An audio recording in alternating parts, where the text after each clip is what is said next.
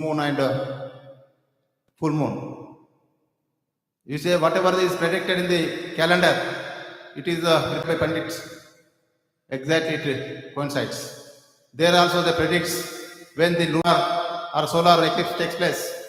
That is, just you go through it, what exactly that coincides. That is not just they are not predicting. That is what calculations are there. Even we can say people will worship for the Navagrahas. Navagraha means, in modern, now we are calling this Jupiter, Venus, Mercury, Pluto, Uranus, all this which were predicted in the name of the worship, in the name of Navagrahas.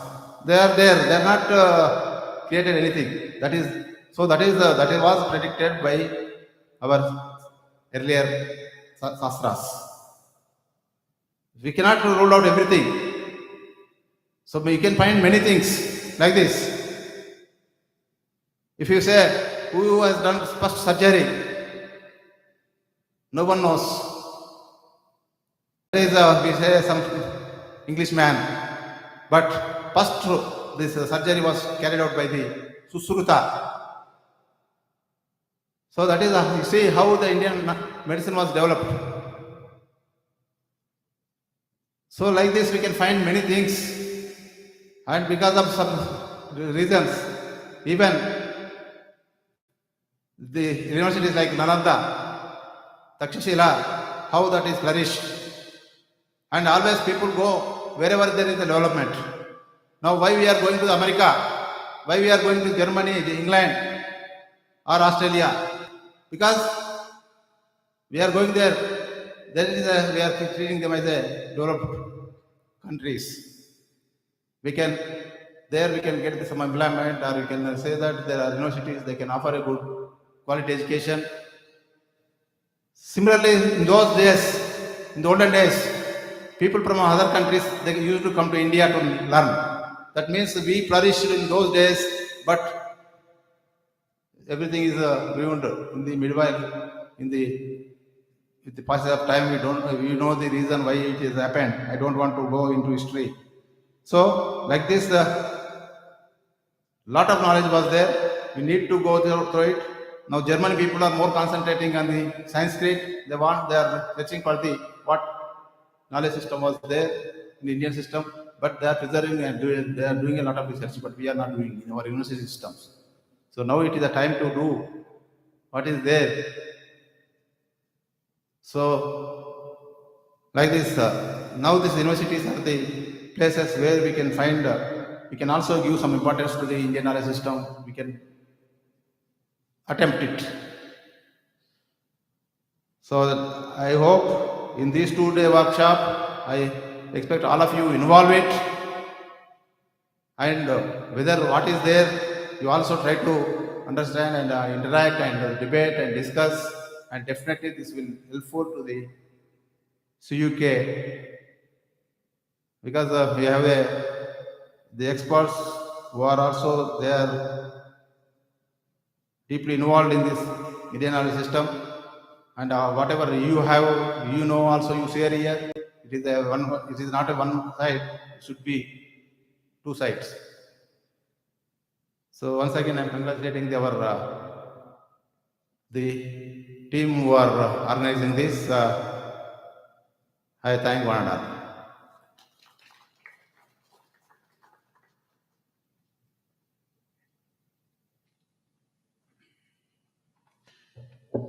Thank you, sir. I now request Dr. Rajiv Joshi to introduce the keynote speaker to this August gathering.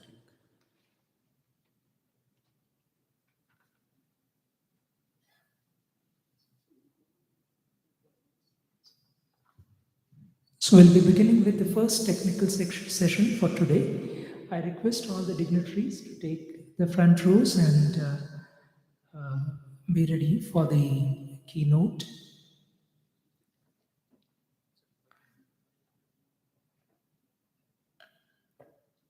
Thank you. Uttishtata, Jagrata, Prapya Varan Nibodhata, Kharasya dhara nishita duratyaya durgam pathastat kavayo vadanti. Kathopanishad. Awake, arise. We know this, but we do not know what next. I awake, I arise. Prapya varan nibodhati. I learn. And how do I learn? I learn by interaction. I learn by going to a guru. I learn by going to people of experience. Kharasya dhara nishita duratyaya. This path of knowledge is really difficult and hard. It's like walking onto the sword. And please note, the path of knowledge is rather tough. Durgam pathastat. It's the one where there will not be anybody with you other than your experience. The experience only is the companion which takes you from knowledge to realization and realization to ultimate, which you call jnana to prajnana, and from prajnana to prajnana ghana, that is cognition of higher order. The technical session today tries to address the very fundamental idea of this higher order cognition, which starts with understanding of gross reality, which is dravya or padartha. So the first speaker is going to enlighten you all on the Bharata's contribution to chemistry, material science and metallurgy, which forms the base of a very important sect of Indian knowledge system called Sankhya, in turn getting developed as Padartha Vijnana or Dravya Guna in the language of Ayurveda. I have in front of you Professor V. Ramanathan, who will be talking to you on this subject, a professor at IIT BHU, who I'm really glad to introduce his credentials to the whole August gathering. He did his PhD at IIT Kanpur, completed his master's and bachelor's programs at Sathya Sai Institute of Higher Learning. Post his PhD, he moved to University of Stuttgart, Germany, for doing his postdoctoral studies, and then to Seoul National University.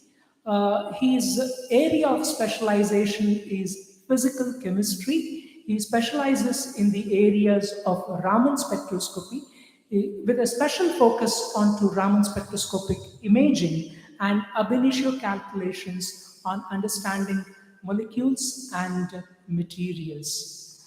He is an INSA fellow. He is a part of the young wing of the Indian National Science Academy. He was awarded Fulbright Nehru Fellowship to visit University of California, and he has a series of awards and honors in the area of his credentials. He is an extensive researcher in the area of Raman spectroscopy, publishing more than 50 international publications. Beyond this, he has a keen interest in Indian knowledge system and has extensively delivered public talks on Indian knowledge system and has written extensively as well. A special mention here that he is part of the UGC NET IKS wing, that is trying to introduce Indian knowledge system into basic curriculum. So he becomes one of the most relevant person for this gathering, who will be able to interact with you on the level of curriculum and curriculum development relevant to Indian knowledge system. The stage is to Professor V. Ramanathan. Professor Ramanathan, please. I request, please, Professor Ramanathan to take over the stage.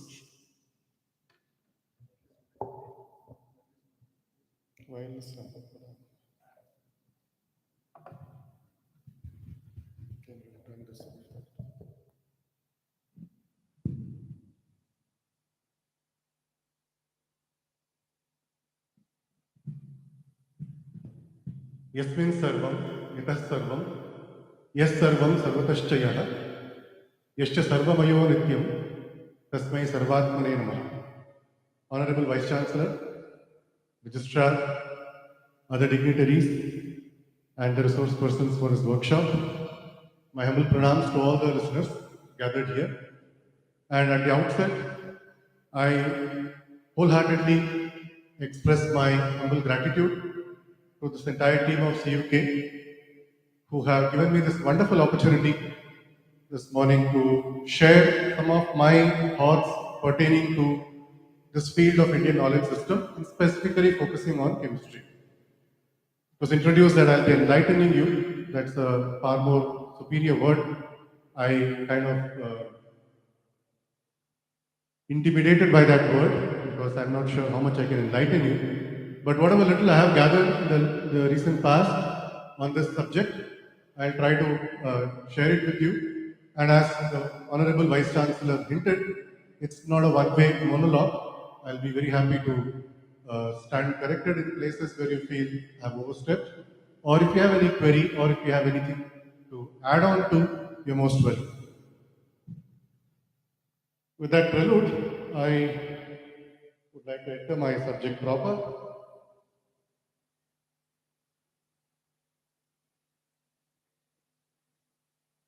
It doesn't seem to change. Yeah. So this brief outline with few introductory remarks. Then I'll be specifically focusing on some of the metallurgical heritage from gold, iron, copper, and zinc. Highlights from a few prominent chemistry texts and contemporary relevance. Because both the registrar and the vice chancellor talked about not just singing the past glory, but how to see the relevance of these topics in the current times. Because after all, it's the whether we like it or not, whatever pays actually sells. So it's ultimately dictated by the monetary tag that is associated with it. The knowledge part comes secondary to it.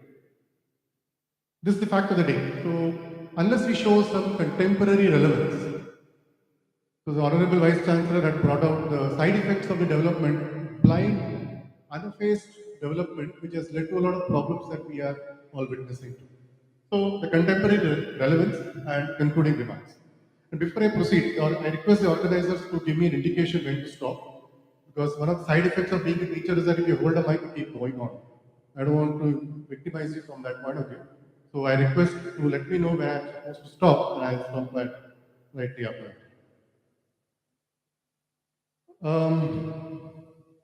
We are still, in some extent, slaves to the Western intellectual world, because the slavery that was physically on us, although have lifted, but in some faculties we are still mental slaves.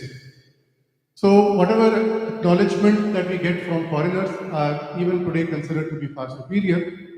I mean, this is true in all realms, be it in faculty recruitment, unless somebody gets a postdoc from abroad, or somebody publishes in an international peer-reviewed journal, so on and so forth. So I begin my talk on this Indian chemistry from the words of Nobel laureate William Ramsay. And what he has to say? The country which is in advance of the rest of the world in chemistry will also be foremost in wealth and in general prosperity. So this is not some concocted wishful thinking of some individual, but it's a statement from William Ramsay, Nobel laureate. Now correlate that, needless to say, this is a chart that I've prepared summarizing the number of Nobel Prize in chemistry vis-a-vis the GDP of the country. So you see a strong correlation between, there seems to be a positive correlation between the Nobel Prize in chemistry from a higher GDP country. So William Ramsay's words are getting, whatever he said, whatever he predicted, we are, proof of the pudding is here. So we get to see that there's a strong correlation between the GDP, the gross domestic product, with something to do with chemistry. And here the something I have tried to capture it in terms of number of Nobel Prizes.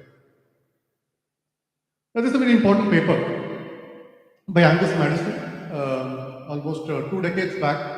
He was commissioned by the United Nations. I'm sure the convener, Mr. Chaitanya, will be aware of this work, and other economists who are in the audience. And unfortunately, this was not done by India. But then what a what this UK economist had to tell the world, what he was commissioned for was to compute the GDP of the entire world for the last 2 millennia. The paper, his data got stopped at 2003, and the paper was subsequently published in 2 parts, in 4 and 5. And this is a very monumental and a phenomenal work, which I'm sure the students of economics will be going through. But what I want to draw your attention to is the red curve here, which stands for India. The yellow curve or the orange curve. The red curve is for China, and this orange curve is for India. And you see that there is a constant decline until the 17th century. And then there is a small hump at the 17th century. And then subsequently there's a complete downfall. And in 2003 we were lingering somewhere. And today, after 2 decades, we have not gone very far from where we are. So this small hump is, again, people have theorized several hypotheses for that. I don't get into that. But the point that I wish to draw your attention to is we were one of the top, near 30% contributing to the world GDP almost 2 millennia back. In Hindi, they say Bharat was the Sone ki chidiya that was attracting people from far and wide. So, I mean, not very far from here. During even the Vijayanagara Empire, people used to say that gold was sold in carts. Just say sabjiyan becha karte the.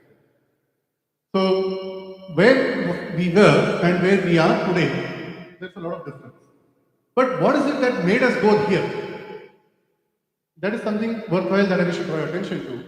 And that's our involvement, both intellectually as well as experimentally, in areas of material science, chemistry, and metallurgy.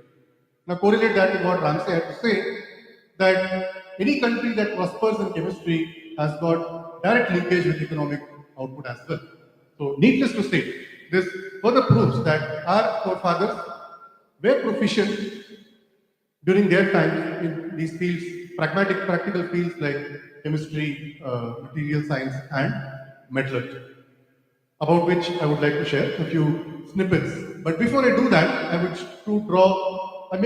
to make it very clear that what we mean by modern chemistry and what that constitutes Indian chemistry.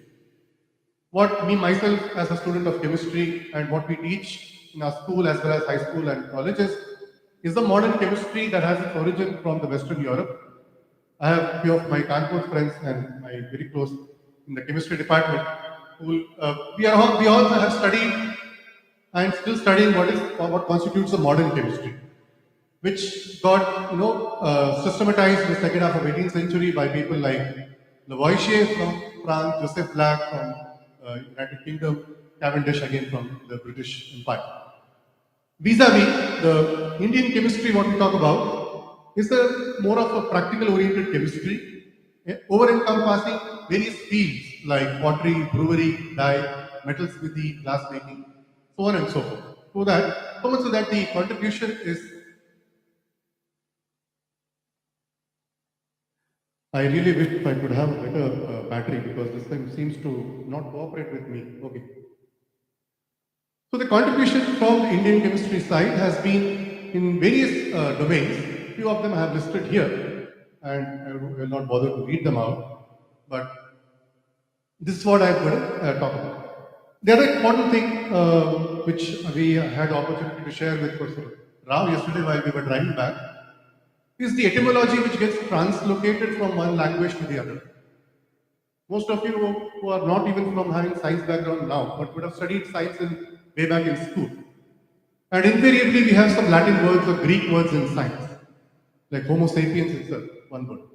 Why? Because science retains it because it doesn't want to sever the connection from the genesis from where it had its genesis.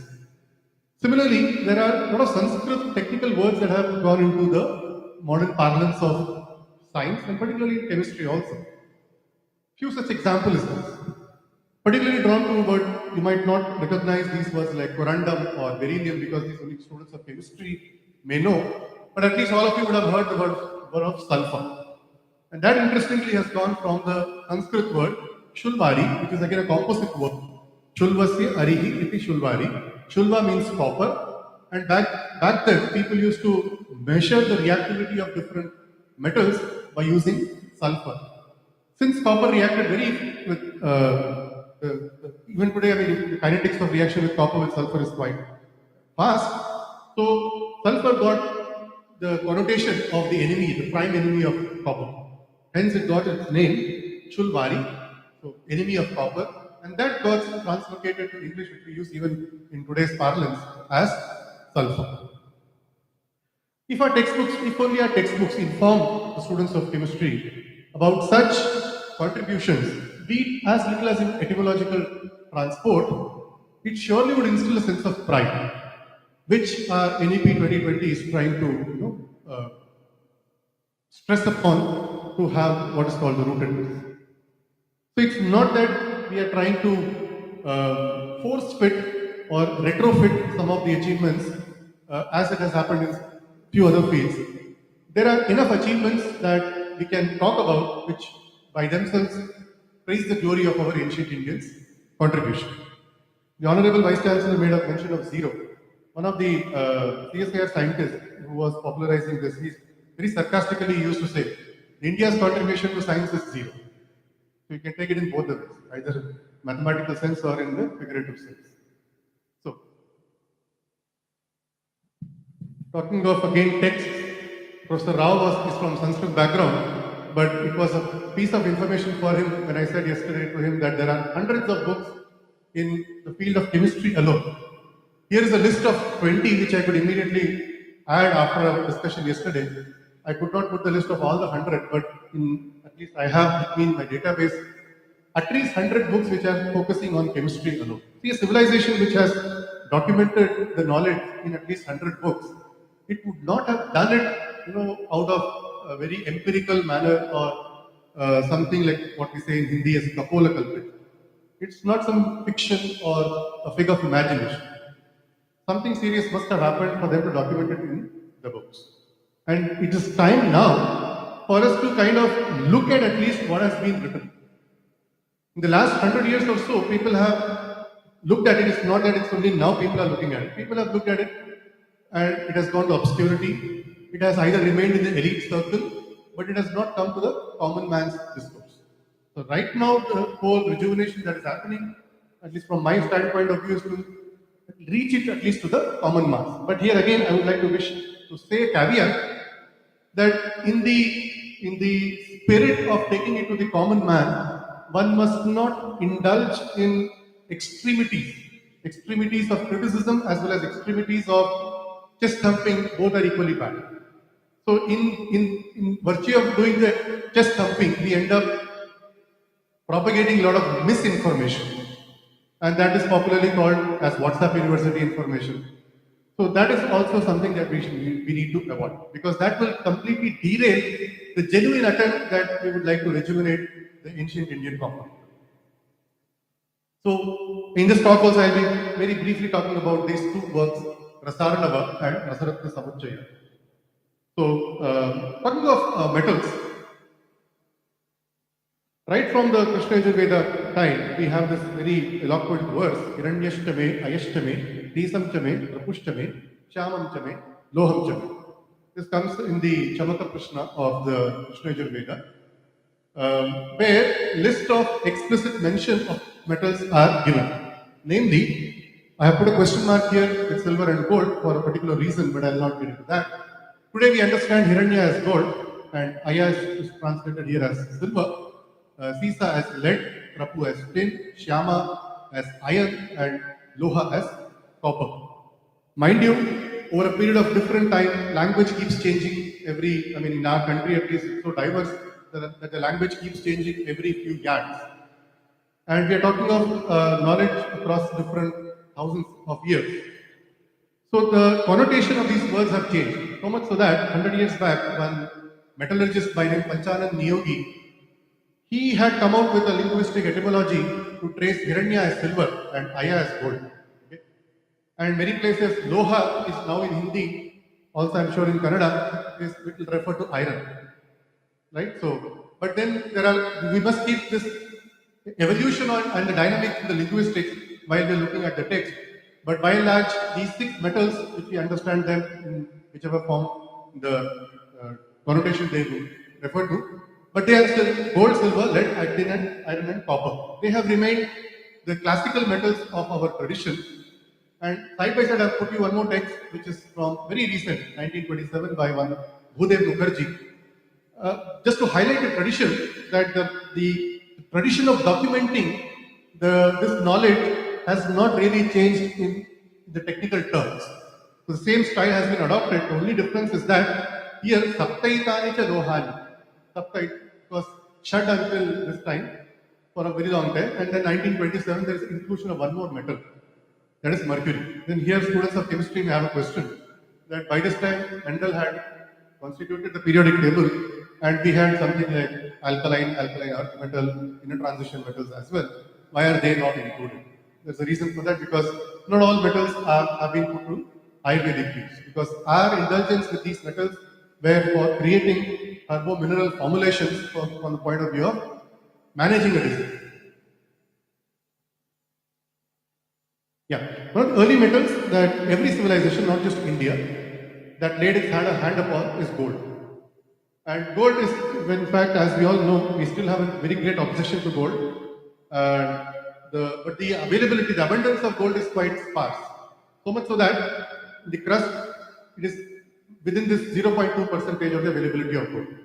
But despite that, not just India, across the civilization, the globe, one of the early metals to be processed by the ancient people was gold. 2 reasons for that. One, in most of the cases, the gold is found in its zero oxidation state, what we chemists refer to as the natural state. Every metal will be able to be used as a metal when it is in the natural state. But most of the metals occur in their positive oxidation state. That is, through the process of chemistry, we have to supply electrons to it, reduce the oxidation state to 0, and that's how we can make use of it as a metal. Otherwise, it will remain as a mineral or an ion.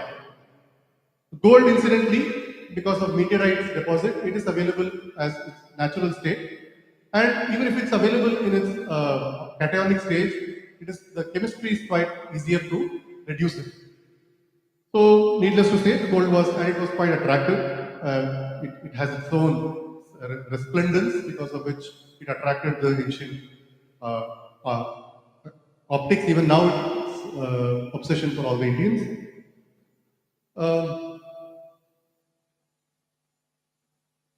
Yeah, okay, the slide came out, otherwise I used to keep it as a question, but now there's no point in asking as a question. Most of you, especially students of economics, would be familiar with this text, Arthashastra. But interestingly, my friend Rajat also will be talking about Arthashastra tomorrow.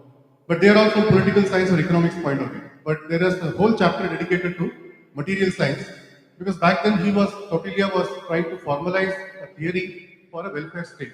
In what all ways a state can be made self-sustained and self-dependent, and without resorting to chemistry, he could not complete that document or that text. So a whole chapter is dedicated for chemistry in Arthashastra. I'm just giving you a very small snippet where he talks about different types of gold: Jambunadam, Shatakumbham, Hatakam, Vainavam, etc. Not just that, he also talks about the quality, the Kimjal Tavarnam Mridusnikdam, Anadi, Rajishtu, just Reshtam. In a very cryptic form, he says which is the better one, which is the one that is of a mediocre quality, so on and so on.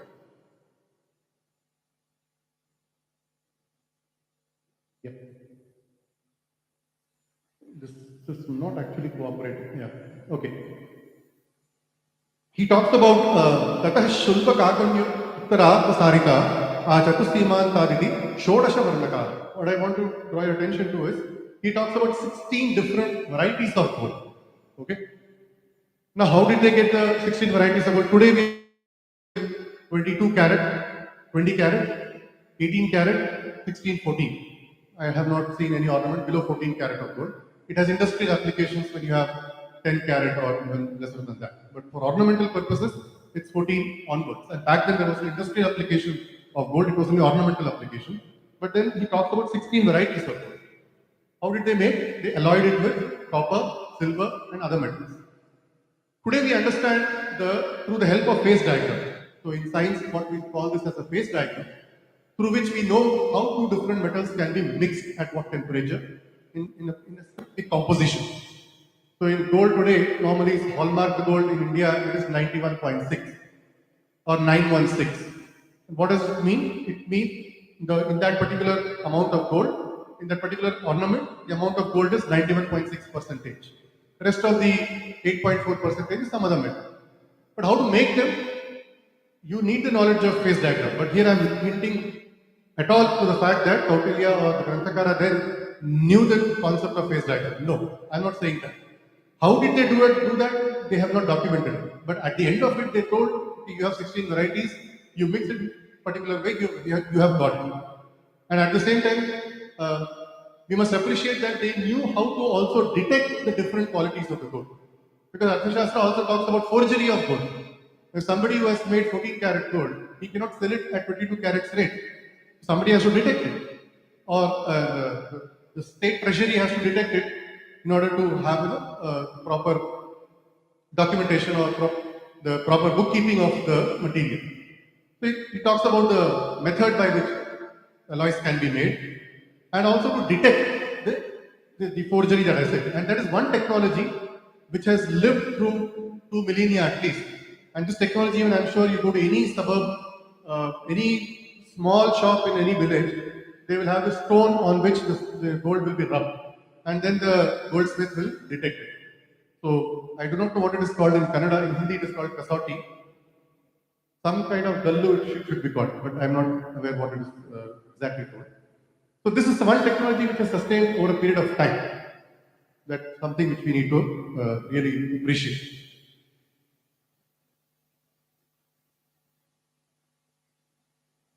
This is one very interesting from chemistry point of view because this talks about a solid state reaction. सीसार्मयेन विद्यमानं पाकपत्राणि कृत्वा गण्डिकासु कुटये कदली वज्र कंदकल्के वा निषेचये. What it tells is, it talks about the solid state reaction. So at the first stage, the melting of impure gold along with the lead is advised, which removes other base metal impurities, because with the liquid lead, other metals get dissolved, but silver will not get dissolved. So even if you want to get rid of the silver, you need to do something else. What did you do?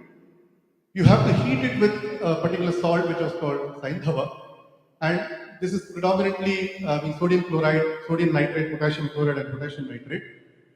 And when you heat it with this impure gold, which is the impurity component is silver, that gets heated and the silver leaches out to the soil. As a consequence, you get pure gold. That's how the pure gold formation was advised, at least in this text of Arthashastra, which is in fact doable even in today's chemistry lab. After gold, it's iron. I have specifically chosen this kind of a timeline because I have not chosen the standard timeline, because in history, what we study is Paleolithic age, and then you have this Copper age, Bronze age, and then you have the Iron age. And then right now what we have is either garbage or silicon age. That is, people have not yet came to a conclusion.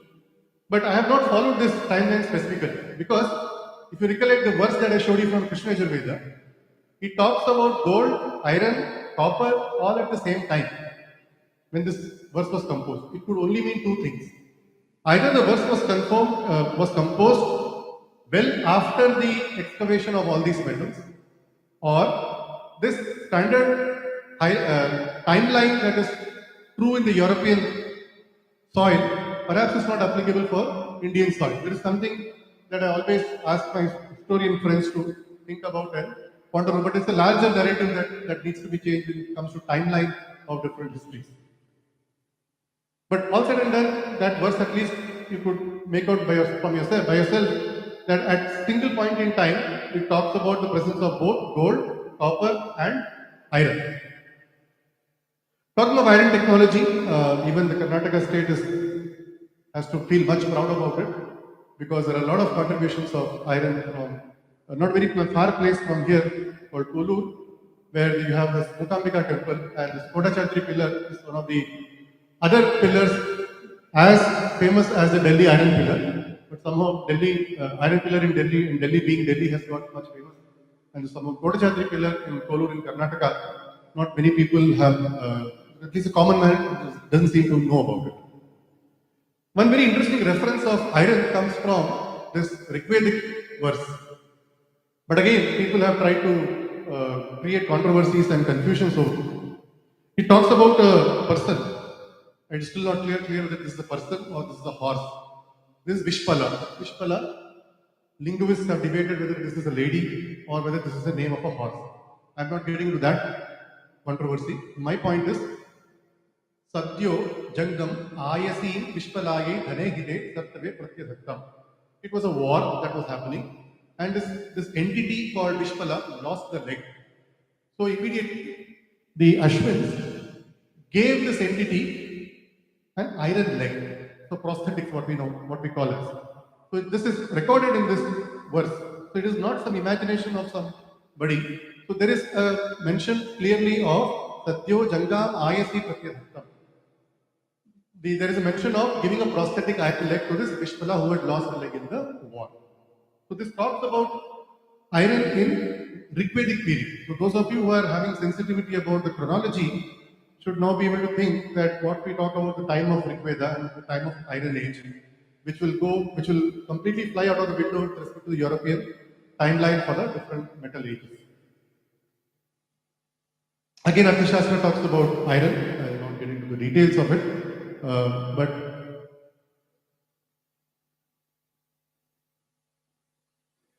what I want to draw your attention to is this, that there are different geographical places I have marked.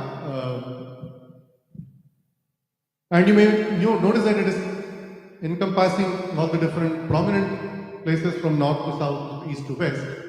And they were the places where the archaeologists have excavated a lot of iron artifacts.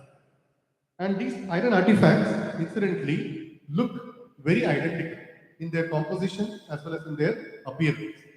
Which only goes to say the technology was kind of pan-Indian. It was not a kind of somebody in the center making it and distributing it to different places. But the knowledge to process this iron was kind of pan-Indian, which could only be inferred by this archaeological excavation that we get. And needless to say, this iron pillar in Delhi, which is much talked about for the last so many centuries since the Britishers had discovered. Originally, it was not in Delhi. I hope all of you know it. This was in Madhya Pradesh, in a Vishnu temple, Vishnupada Giri place. It was excavated. It was kind of, when the temple was plundered by the invaders, it was taken away from that temple as a bounty of the loot, and then they installed it in this place. By the time Qutbuddin Aibak was ruling, Iltutmish had started the construction. Qutbuddin Aibak completed it. That's how we call it. Qutub Minar is standing next to it. And of course, the Damascus sword. It's unfortunate that we refer to it by the name Damascus. Damascus, by the way, is not the name of any person. It's a place in Syria. It used to happen that people from there used to come here, both in this region of our country, and used to make slaves as the metalsmiths, whom traditionally in Sanskrit they are called as karmakara. The metalsmiths were made as slaves, and they were taken from here to Damascus, and they knew they knew the technology of making the wood steel. Woods is again a description that is not related to. It's a very anglicized version of a Kannada and a Tamil word called ukku. Ukku comes from Kannada, and further go back in etymology, it comes from uruk actually. Uruk becomes ukku in both Kannada and Telugu. And uruk is something like, melt. And you melt it in a very, very specific, prescribed way that you get this kind of a steel. Because in steel making, it's a very delicate art because there is a very narrow window of composition of carbon. Basically, steel is what iron and carbon. But if the composition of carbon is exceeding 4%, this becomes, you cannot use that material. It becomes too brittle. If it is less than 3%, again, you cannot kind of have that property which you need for a sword. What should be the ideal property of a sword? It should be light in weight, it should be sharp, and it should last for a long time. It's not that if the warrior cuts one head, the sword has to be replaced. It should not be that way. So that property, for them, they optimized it for a specific composition of carbon, and that's how they produced this. And this was marketed, this was taken far wide places in the earth. One of the, as you see, this composition of this carbon is more or less similar in different artifacts of iron excavated at different places. Dhar, by the way, the other place where you have 3 times bigger iron pillar compared to what it is in Delhi. But though that iron pillar is not standing vertically as erect, it is cut into 3 pieces and kept today. So, a comment about historiography or biased approach towards Indian science. See, everything in our past, we need not sing our glory. Even back then, 1500 years back, Kadidasa said, Puranam ityevan nasadu sarvam nachapi kavyam navamitya avadyam tantah parikshyam yatarat bhajante udha parapratyene bhuti. So it's questioning the past has never been looked down upon in our countries or in our tradition. After Kalidasa, 600 years later, there is a very famous astronomer from Kashmir called Lalla. Lalla writes a book called Shishya Dhi Vriddhi Tantra. The whole book is about how to enhance the intellect of his disciples. Shishya Dhi Vriddhi Tantra. And he talks about all the what you call the black magic stuff or the Andhvishwas, what we call in Hindi. All mumbo jumbo things that used to happen, that were present until his time. And he gives khandana for all those things. So it is never in our tradition that we have always only sung very good about our past. We have taken a very critical approach towards it, and we have looked at what is the right thing, and then we have propagated it. We have never redacted what was even wrong. Like with the rest of it, I will not get into those aspects. But there is one sect of historians or historians of science who have always looked down upon the Indian past. One of the speakers also said that when we talk of Indian knowledge system, we will criticize it without even knowing it. So it is in this aspect that some of the well-meaning historians also have fallen their trap. A much well-meaning historian, and he's a very well-respected figure because of whom at least people like me have come to know about the Indian chemistry's contribution is even Praful Chandra Rekha. But unfortunately, even he has fallen into the trap of saying that many knowledge in India has come from China. And one such thing was the iron technology. But this is putting one research article from, he was a professor in IIT Kanpur again, material science department, A.K. Vishwas, Arun Kumar Vishwas, and he categorically says that this iron technology was indigenous and not introduced by any invading race such as the Aryans, either from China or from Aryans. These are the two pet peeves for the Western interest historians to divert or not divulge our tradition's contribution. When I say our tradition, it's the Indian tradition's contribution.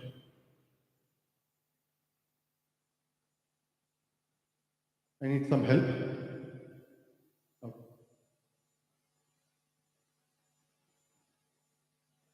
Copper, yeah, another important metal that has to be talked about. These are the names of different places in the country where copper processing was perfected to its maximum level. The iron also gets rusted, but the rusting rate of iron is not as high as copper. Copper gets rusted even very quickly. Copper reacts very quickly. So even if you have any copper kada or something, you see that it gets discolored very quickly. So they're producing copper artifacts with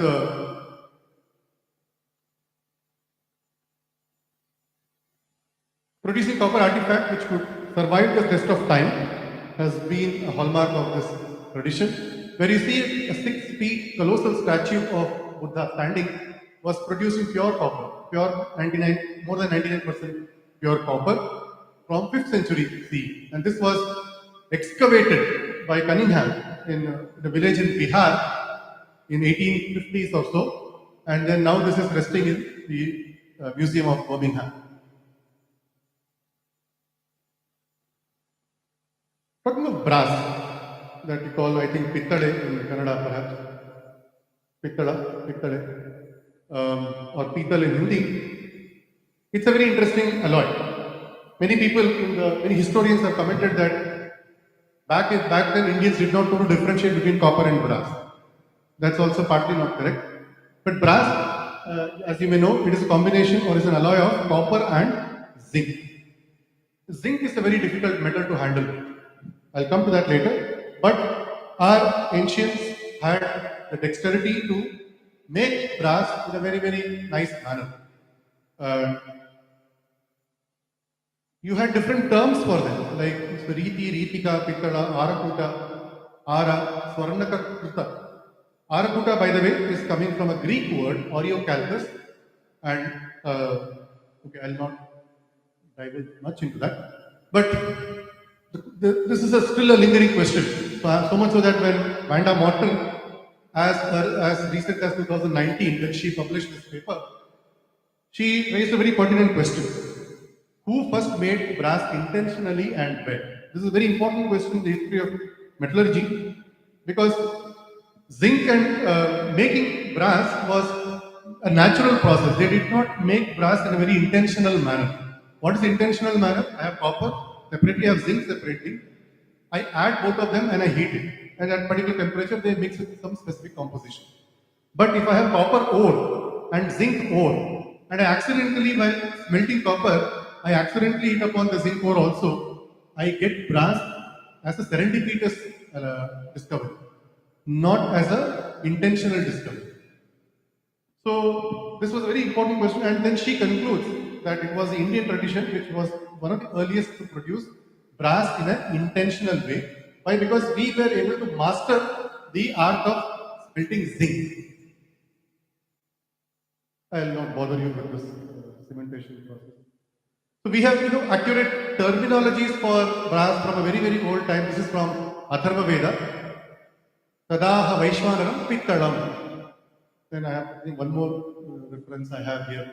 This is from Kakayana Shauta Sutra, Pittale. This was just to show linguistically also how this particular brass was present, and it had a different terminology, not similar to what was used for copper or specifically for zinc.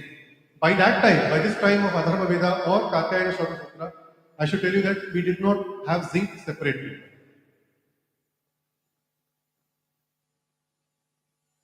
Again, this was from, I think, another literary source. This is again Kakayana Shauta Sutra, so I will not bother you to read that.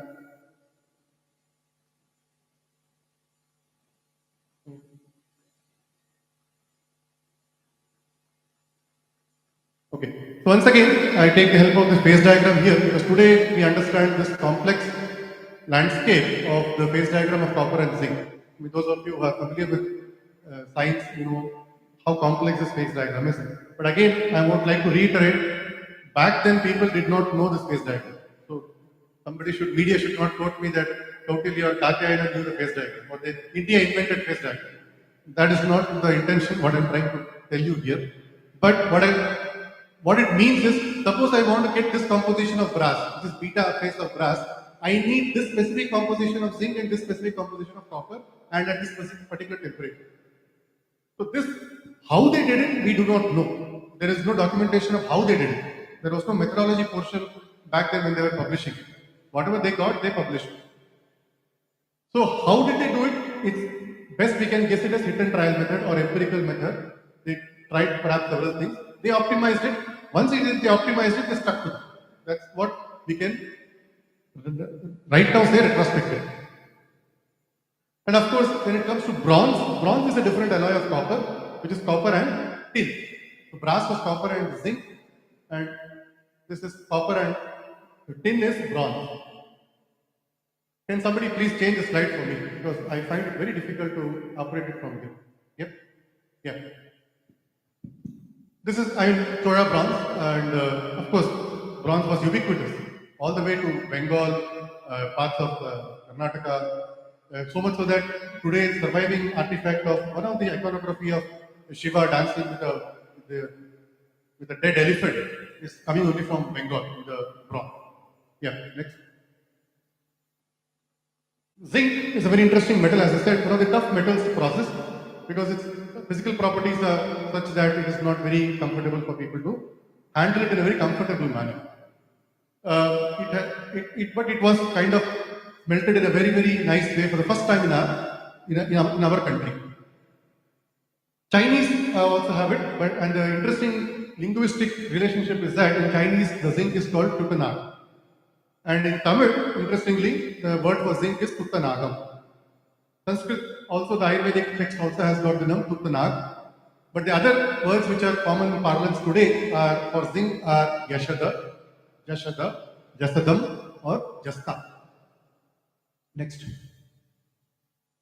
How did they make zinc? The prominent alloy of zinc is zinc carbonate or calamine. So first you need to remove the carbon in the form of carbon dioxide and then again reintroduce carbon, so that again that's a reducing agent. So you remove the oxygen and then get the metal zinc. So how did they do it? Next, they needed a closed system for it. So until now, whatever they were smelting in an open system was not proving to be successful, because as I said, zinc, the moment it forms vapor and it escapes out to the atmosphere. So what they did is they took two different crucibles. It's called Vrinth. The top one was filled with the ore and the carbonaceous material, and it was kept inverted, and there was a very small orifice, a small hole, and the bottom one was kept empty, and you heated it from the top side. This heating process went on for a couple of days, and once the reaction is complete, once the thing gets cooled down, people used to come and they dig out this, because there's a temperature gradient. Based on the reaction which I showed you in the previous slide, you see that zinc will form vapors. They will not go escape out, they will come down, and since there's a temperature gradient, they will liquefy and further they will solidify. So after a few days, when they come and dug out, you get pure zinc from here. Next. These are the archaeological remains that were excavated from a place called Jhavar near Udaipur in Rajasthan, where even to this day you can see the remains of such processes by which they extracted zinc. Yeah, next please. And again, endorsement from Agora. So it's not any Indian who said this, but it's Craddock. Of course, he was from Karnataka, one of the primary archaeologists, who was further, I think, was also the vice chancellor of the Deccan College. Craddock, in their paper, they were the first ones to investigate this. This is what they say. The many tens of thousands of tons of zinc was produced. And this was the only place in the entire world which was exporting zinc to the other countries. And now we have clearly established that the earliest dated zinc mines in the world and early sector on an industrial scale. Next, please. And we have continued tradition of working with metal in a very exquisite manner. What you see here is Aranmula mirror from Kerala, Thevar from Rajasthan, and drawing gold into very thin wires by which you make the jari. And the jari work, by the way, doesn't happen anywhere else. It happens only in Varanasi. Varanasi, there is no silk production, but some of Banaras silk is what is famous. But it is this jari which is quite famous from Banaras. Yeah, please next. Next. Yeah, as I said, the text. One is the Rasarnava. And one more comment here. Ours is perhaps the only country, fortunately or unfortunately, that has a dubious claim, or that has a very dubious point of achievement. Unfortunately, that has a dubious claim, or that has a very dubious point of achievement, you would say. And what is an achievement? That we have the maximum number of scientists and scientific texts which have not been dated. Or even if those which are dated, you have error bars of 500 years, you have error bars of 600 years, so on and so forth. One such text is Rasarnava. People have dated it all the way from 600 CE to 1400 CE. Imagine a text being dated spanning over 800 years, which is not possible anywhere else in the world. Our country has only that kind of an achievement. Perhaps we should have a Guinness Book of World Record for maximum error bars in dating our scientists and our texts. And we will really win all the places in that. This is one of the why I am highlighting this book is when P.C. Ray wrote this History of Hindu Chemistry, 1902 and 1910, he primarily relied on two texts, Rasarnava and Rasaratna Samuchaya. But that does not mean that there were no texts before that. There are, as I said, a lot of texts, but since P.C. Ray concentrated on it, this became much more prominent. But I wish to draw your attention to upon again by a work by Arun Kumar Vishwas from IIT Kanpur, that what he has to say is the following. Described making metal from Makshika, which is an ore, Vimala again an ore, and Sasyaka. The first two being pyrites bearing copper and third being copper sulfate. And the wonderful observation was made that all the three red products seemed to be identical, tamra or copper. So he says that these observations made centuries before the discovery of elements and Daltonian chemistry cannot be belittled. So they were, before the elements and theory of elements was established, without using those specific jargon, our people were indulging in this kind of works. Next, please. And both the Rasarnava and Rasaratna Samuchaya talks about different yantras for the very first time, by the way. Before that, even in Charaka Samhita, texts are much more before that. Sushruta Samhita talks about surgery. But there, in Charaka Samhita, they do not describe the apparatus used for, they do not give a description. That doesn't mean that they were not using the instrument. They were perhaps using it, but they were not documenting it. Their purpose of documenting was different. It was later that even documenting the instruments were also seen important. It is like saying what was made in your home today. When normally people ask, we will mainly talk about the palya or the sambar or rasam. Nobody will talk about rice was made or roti was made. That is the understood part. But later, if that even common sense then declines, you have to also mention that okay, rice was made or what kind of rice was made, black rice, red rice. That kind of specification over a period of time has to be changed. So likewise, later the description of the yantras was also given. That was in this text, Rasaratna Samuchaya. This is few examples I'll be giving. And very recently, when we had a national conference in our institute, we recreated those instruments, and that's what is the picture you see at the extreme left side. Please, I will not explain much because I want time. I request again the organizers to let me know when to stop. Okay. The next, please. There's a distillation apparatus, and I'm sure many of you who have visited the chemistry lab would immediately recognize this. Only difference is that back then it was made of earthen clay. Now it is all made of glass, but the principle is exactly the same. Okay, next, please. There's a sublimation apparatus where you wanted whatever you wanted to sublimate. You kept it at the bottom chamber, and top one you collected by applying some temperature gradient method by pouring water or wet cloth. So on and so forth. Yeah, next, please. There was a caveat here I wanted to mention, but I'll skip that. Please go ahead. This is, by the way, from Kannauj, not very far from where I come, called the perfume capital of our country.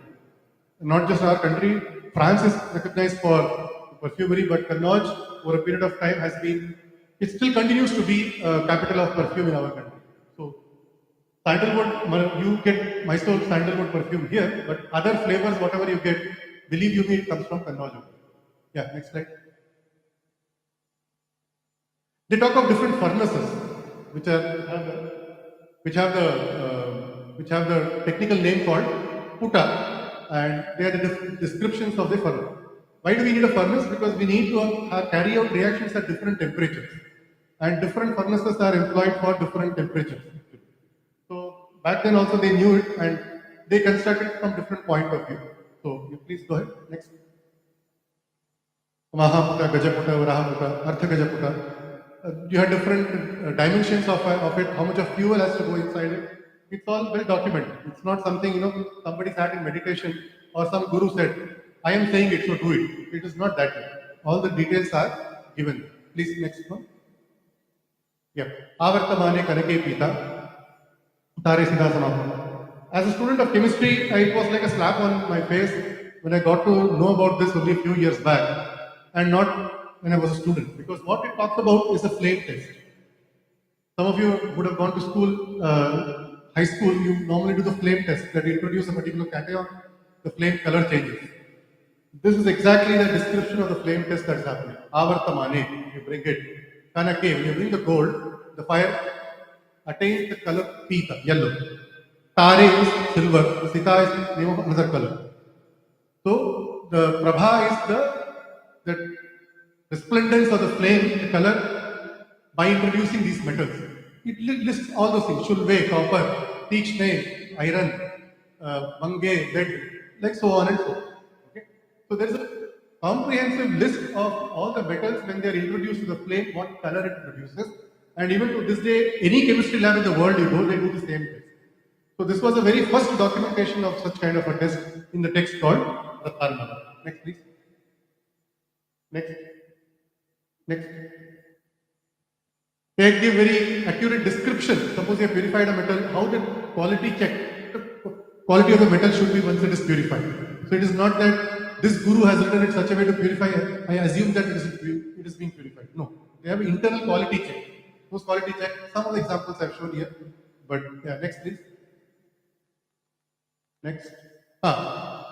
This is again chemistry people will recognize what we today recognize as electrochemical series. The series in which things react. So they also had kind of a series. Suvarnam, Rajatam, Tamram, Tikshtam, Mangam, Bhujagamam, Lokam, Tushatvidam, Tachya, Yatha Purvam, Tad Akshayam. It is arranged in that series of Akshaya. So Suvarna is Akshaya and Bhujanga is Akshaya. This is a series of arranging the metal again by reacting with sulfur. Next, please. NEP talks about connectivity with the surrounding and how textbooks should be written in an interesting manner. And this I always take as an inspiration to tell the story. This is a motif which I am sure if you go to at least Odisha, it's very common to see this motif of Gajapati. Let's say the kings also have this name, Gajapati. Whereas we all know the king of the jungle is lion. But how does the Simha establish its Prabhutva in a jungle? Only by killing an elephant. And that will if it approaches the elephant from the backside. Okay. Now imagine this, if this is captured by the Granthakara and talks about reactivity between copper and sulfur. Okay. So it takes, next please. Yes. Naso asti loha matango yanna gandhaka kesari nihantva gandhamatrena yatva makshika kesari. Okay. There is no elephantine metal like copper which cannot be destroyed by sulfur like kesari or silver. So this is why connectivity in NEP is that we have made students now just focus on the book and not look at the surrounding at all. So if we take inspiration from these kind of Granthakaras who observed very keenly the nature and then translated that into technical text, that is something that is the need of the hour. Next please. Very quickly I'll go to the contemporary relevance. Next please. This is about the metallic drug, okay, which was prepared using the same old traditional methods. Yeah, next please. This is based on the iron. Iron. There is a formulation to be made out of iron, which is called Kanta Chendura and Kanta Parpa. This is from a Siddha tradition, which is very akin to Ayurvedic tradition, but where the use of metals are much more. Next please. Yeah, next please. But in our research, what we also did was, we did a control, and the control was by not adding specific herb. Can you please go back to the previous slide? Yeah, what you see on this side is that you take the iron ore and you add these herbs and do the process, you get a different drug. You take these Ficus racemosa and add its latex, you get a different drug. They are different, but just the addition of different plant. Okay. Next slide. So we made a positive control and we just added water. Next one. We just added water and we call that as a negative control. So we know this is not a drug. These two are only drug and this is not a drug. Yeah, next one. Next one. This is again for the Puta description. Please keep going. Next. Keep going. Please keep going until I say stop.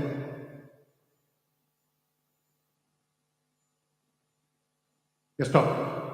Now you see that there is the Puta descriptions were given. We constructed a similar Puta and carried out and we measured the temperatures also.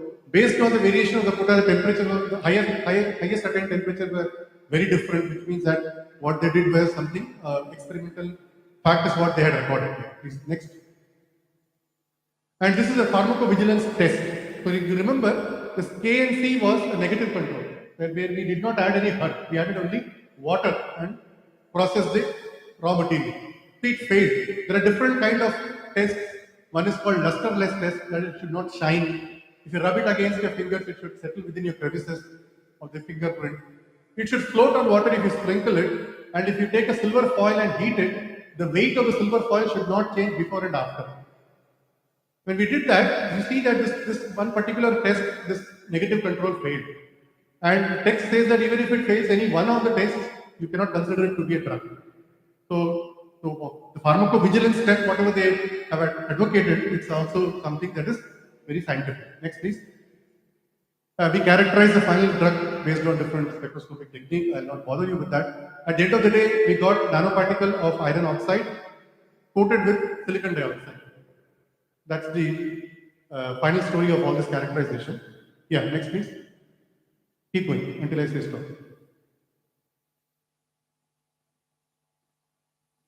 Yeah, keep going. There's some very technical details I will not get into. We also showed the animal activity for this, because traditionally whatever they claimed, there was an animal activity for this anti-hemolytic activity. We performed animal experiments and we did. Yeah, keep going. Just last 1 minute I'll take and stop. When you take the medical history of the West, there's a paradigm shift between before the invention of antibiotics and after the invention of antibiotics. Before the invention of antibiotics, they were also administering mercury in a very raw manner. So much so that even Paracelsus, and there are other people whose names will come, they were advocating for the use of just raw mercury, perhaps inspired by the Indian tradition, but we did never give just raw mercury. Mercury was processed here. Hey, go ahead, next. Yeah, next. They were all pro-mercurialists. Okay, next. But immediately after the invention of the antibiotic, namely the penicillin, there was a paradigm shift. The anti-mercurialist lobby got. Always remember, pharmacy is what lobby. There is not much of science, but it's what lobby which dictates the pharmacy world. Not just now, even back then also, 100 years back, 200 years back. So after this invention of the antibiotics, anti-mercurialist lobby got very much higher, and then of course we know antibiotics got started using rampantly. Today, so much so that the other disadvantage of urbanization that DC was talking about is the antimicrobial resistance that we are all familiar with, and we faced it even during COVID, that for viral infection also doctors are prescribing antibacterial antibiotic. But then we all know what kind of a menace this is. WHO has declared antimicrobial resistance as a global endemic disease in 2016. Yeah. Next. So it is in this post-antibiotic era that people look for treatment options which are very promising and not harmful. So that is in that case. Next slide. Can we post the herbomanic metallic drugs? One of the contemporary relevance that I tried to show you from our past chemistry. Yeah. Next slide. My favorite slide, and I stop with that. That this is for more for the students, and perhaps because we have senior people also here, very timely to say. C.V. Raman was invited by Ernst Rutherford, famous Rutherford gold foil experiment in Cambridge. So Rutherford, C.V. Raman went around the campus and came back to Rutherford and complained, saying that it seems to me Cambridge is a place for play and not for study. Why? Because C.V. Raman found students engaging in carpentry, somebody singing, somebody dancing, somebody doing something with bricks and mortar, so on and so forth. Immediately what Rutherford had to say, that we do not try to grow bookworms here. We train men who can govern empire. So with that I stop my presentation here. I'm sorry if I exceeded time. The point here is now rejuvenation of IKS is not to again make bookworms out of IKS. We don't want now IKS knowledge to be mucked up or created bookworms. At least if we can see there are some potential applications. Science always evolves. It's not that whatever true was 1,000 years back has to be true now, just because it was done in India. No, science always evolves. We were using calculator, now everybody uses smartphone. So it's not any sanctity of a particular thing. But whatever good was there, can we see that, appreciate that, and take it forward if it is applicable. So with that, thank you all for once again giving me this wonderful opportunity, and I thank you for your patience. if there is any room for doubt or any question or comment, you're most welcome.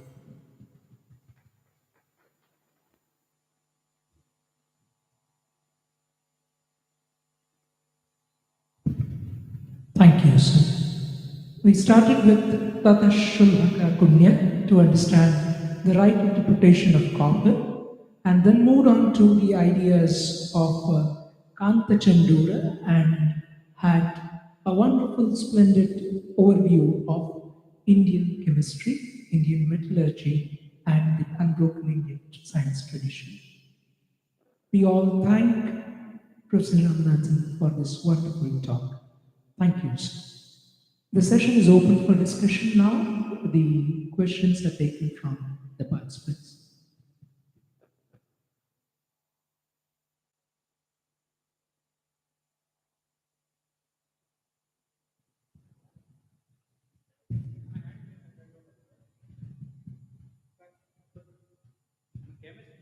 I'm really thankful that it is like a revisit of our ancient chemistry in India. But do you think that the ancient chemistry is it restricted to the language written in Sanskrit? Because the history says less than 20% of the people who spoke Sanskrit in the past, and they have written the text. The remaining 80% of the people have their own culture, language, and they have their own science. Do you think that they have not produced much to describe here in this Indian knowledge system, other than the Sanskrit text? Good question. I hope you're aware of this National Manuscript Mission, NMM. Are you aware of that? I don't know, sir. Okay, I request you to please look up. It's an online. They update it almost every now and then. They update it. The whole mission of the National Manuscript Mission is to go around collect palm leaf manuscripts across the whole country, from Kashmir to Kanyakumari, from Dwaraka to northeast. And what they have revealed is that almost 80% of those manuscripts were in Sanskrit. Okay. But the remaining 20%, They were, to my, if my memory serves well, they were across the different languages. So many times you see what happens is, that's true for even Kannada also, that very interestingly, some of the Tamil inscriptions, Tamil language are inscribed in Kannada, and Sanskrit, being its pan-Indic nature, was language of Sanskrit, but when it was written, crystallized in a script, it was crystallized in various local scripts. So remaining 20%, it could be different languages across the country. another question. Here the title is focus area of research. And whatever you presented, okay, what as a young chemist can focus on for the future? I request you to come for tomorrow. You're a potential audience for tomorrow's panel discussion. Okay, thank you. What's your name? Dr. Durai Pandey. Thank you.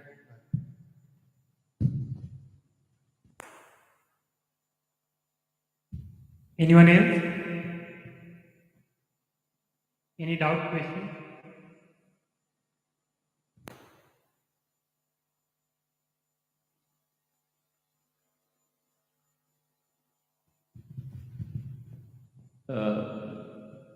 In ancient India, not only Sanskrit, Prakrit, Pali languages also were there. But whenever our ancestors had to write about the science, they have written in Sanskrit. Because Sanskrit was the language of science. That we should understand. Sanskrit was the language of science. In Prakrit, we had a beautiful poem.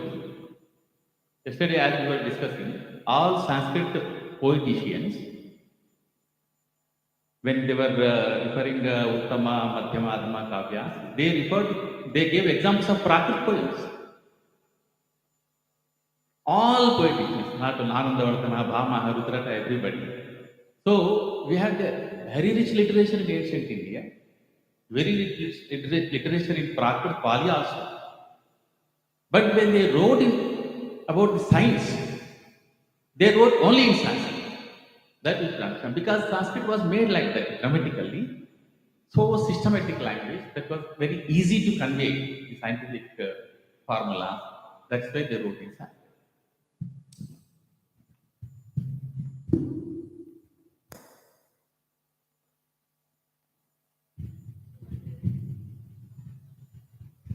ತುಂಬ thanks ಹೇಳ್ತೀವಿ ನಮ್ಮ ಒಳ್ಳೆ ಉಪನ್ಯಾಸ ನೀಡಿದ್ದೀರಿ.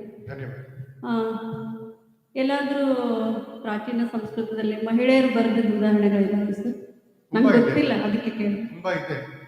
ಮತ್ತೆ ನನ್ನ presentation ಅಲ್ಲಿ ನಾನು ಇನ್ಕ್ಲೂಡ್ ಮಾಡಲಿಲ್ಲ. ಅಲ್ಲ, ಸಂಸ್ಕೃತದಲ್ಲಿ ಸಂಸ್ಕೃತದಲ್ಲಿ ಮುಖ್ಯವಾಗಿ ಕೆಮಿಸ್ಟ್ರಿ ರಸಾಯನಶಾಸ್ತ್ರದಲ್ಲಿ ನನ್ ನೋಡಕ್ಕೆ ಬರಲಿಲ್ಲ. ಹಾಂ ಸರ್. ಬೇರೆ ಫೀಲ್ಡ್ ಅಲ್ಲಿ ತುಂಬಾ ಇದೆ. ಹೆಸರು ನಿಮ್ಗೆ ಬೇಕಾದ್ರೆ again from I have to take example from poetic tradition of Kashmir. There was one Lal Dev.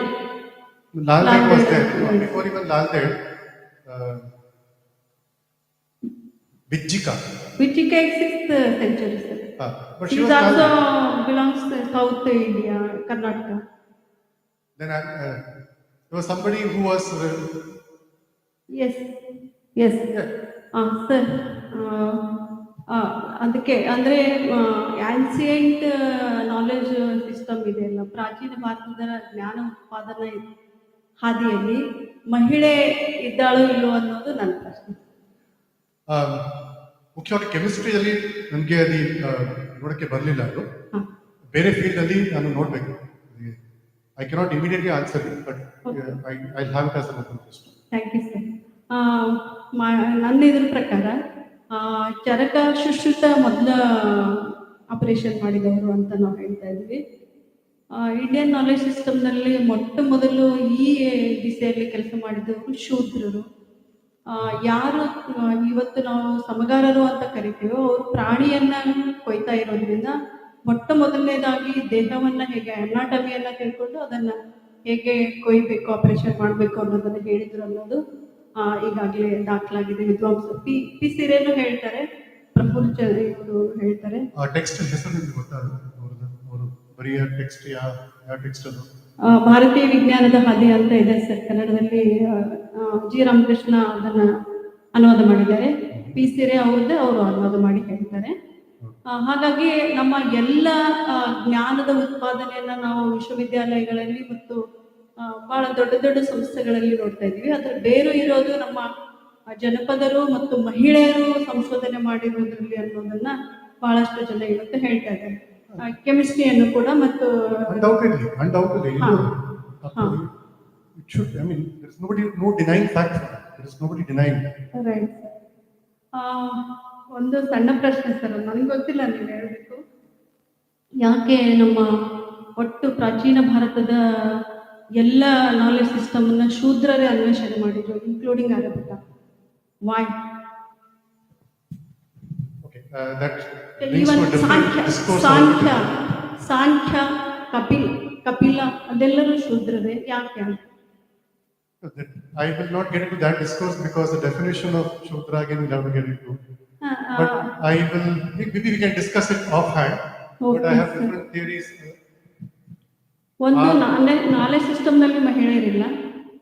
ಈಗ ವ್ಯಾಸ ಮತ್ತು ಕಾಳಿದಾಸ, ವಾಲ್ಮೀಕಿ ಯಾಕೆ ಇವರೆಲ್ಲರೂ ಒಂದೇ ವರ್ಗಕ್ಕೆ ಸೇರಿದವರು? ಇವರೇ ಯಾಕೆ ನಾಲೆಜ್ ಸಿಸ್ಟಮ್ಗೆ ತಮ್ಮ ಕೊಡುಗೆಯನ್ನು ಕೊಟ್ಟರು ಅನ್ನೋದು ಕೂಡ ನಾವು ಇವತ್ತು ಮುಂದೆ ಏನು ಸಂಶೋಧನೆ ಮಾಡಬೇಕು, ಹೇಗೆ ಮಾಡಬೇಕು ಅನ್ನೋದಕ್ಕೂ ಕೂಡ, ಯಾಕೆಂದರೆ ಇತಿಹಾಸವನ್ನು ಅರಿತರೆ ಮಾತ್ರ ನಾವು, ಅದಕ್ಕಾಗಿ ಈ ಸೆಮಿನಾರ್ ಮಾಡಬೇಕು. ಇತಿಹಾಸವನ್ನು ತಿಳ್ಕೊಂಡ್ರೆ ಮಾತ್ರ ನಾವು ಇತಿಹಾಸವನ್ನು ನಿರ್ಮಿಸಬಹುದು. One thing you should realize that this analyzing the past from the caste lens is a very, it's again a different. ಸಾರಿ, ಅದು ತಪ್ಪು. ಹಾಗೆ ಕ್ಯಾಸ್ಟ್ ಲೈನ್ ಹೇಳಿಲ್ಲ ಸರ್ ನಾನು. ಮಹಿಳೆಯರು ಮತ್ತು ಅತ್ಯಂತ ಡೌನ್ ಟು ಅರ್ತ್ ಜನರನ್ನೇ ಯಾಕೆ ನಾಲೆಜ್ ಪ್ರೊಡಕ್ಷನ್ನಲ್ಲಿ ಭಾಗವಹಿಸಿದ್ರು, ಅವರೇ ಯಾಕೆ ಇದರಲ್ಲಿ ಪಾತಲ್ಲಿ ಇದ್ರು ಅನ್ನೋದು. Nobody is denying their contribution, but looking at it from specifically from a caste lens is a very new phenomenon. No. So she is saying that why is it that the contribution is by women, and she says she initially used the word Shudra, but then she said that people who are connected to the most downtrodden people, why are the contributions not being talked about? But I'm saying it's not that they're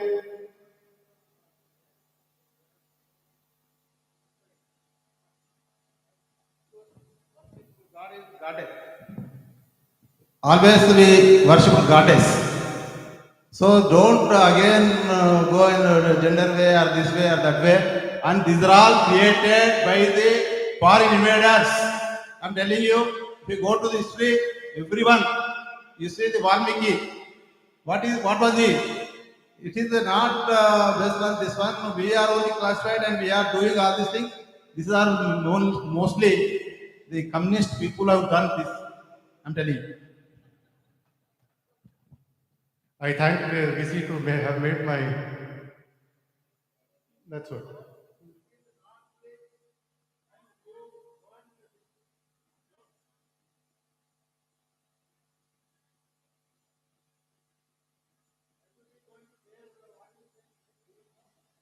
No, this is a strategy to drag every discourse from a caste angle, which is something. No, this is. I would like to add something, sir. I would like to add to this debate. Whether they are Shudras or not Shudras, they're all Indians. We are talking about Indian knowledge system, which includes everybody. Yeah. So we respect everyone who has already worked. Yes.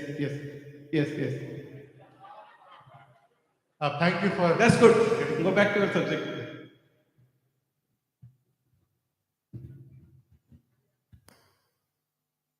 That's a very beautiful question because. Yeah. No, the shloka where I quoted Anu Paramanu did not come, but this is the general misinformation that the theory of atom got invented in India. Actually, in my limited reading, I would say, I'm not talking of a very general thing, whatever I have understood is, Kanva, Rishi Kanva, he was talking about the Sankhya, and the way he propounded is, the story is going that he was going to the field and whatever particles that were seen, he was eating only that. So he started questioning, okay, what is the smallest indestructible part which can sustain life? That's how to think. So yes, basic building block of matter gets discussed, but it is not the Daltonian atom which gets discussed. In the same way, when they talk about Anuvada, Paramanuvada, that talks about different way of building blocks of matter. But in my limited reading, it is not equated to the modern Daltonian chemistry at all. Perhaps what triggered you to ask this question is A.K. Vishwas's comment that the ores were different. The way I understood that paper is, you had Makshika, Vimala, and the other third ore. If you look at these pyrites and the other chlorides, their appearance will be very different. Now, for our ancients who did not have any other intervention of instrumental intervention, they processed the three different appearing substances, and they knew that at the end they will get only copper. So this was not a serendipitous or an empirical knowledge; it's practical knowledge that they had. This AK, this was retrospectively asking.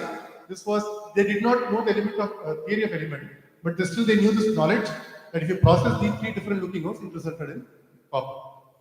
But this equating of Daltonian theory of atom to Kanuvada is something that I don't subscribe. Hope I Thank you, sir. With the scope of the time, we close the discussions for today's first technical session. I would request all the dignitaries to be back on stage. We will have a formal vote of thanks by Dr. Chaitanya. If you are comfortable, please sit. Lot of people to thank, but I will keep all that for valedictory session. Very shortly, we have heard it from none other than who has drafted the IKS UGC draft. He's one of the members, and he is a specialist of chemistry. So, after the keynote, I would not like to emphasize on that. And secondly, the idea of this workshop is, to bring forth what we have forgot in what is our strength in the Indian knowledge system, to bring forth in various disciplines.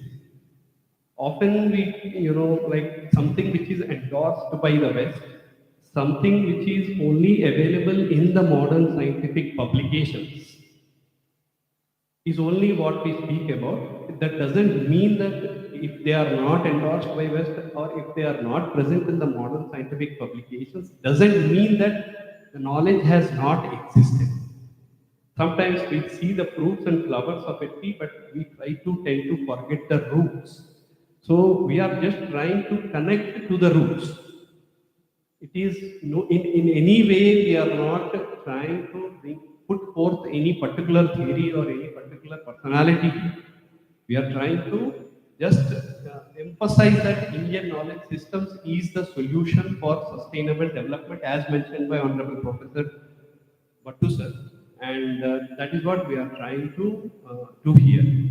So at the outset, I thank the keynote speaker Ramanathan sir, and I also thank Honorable Vice Chancellor, Director Academics, Registrar, all our eminent resource persons.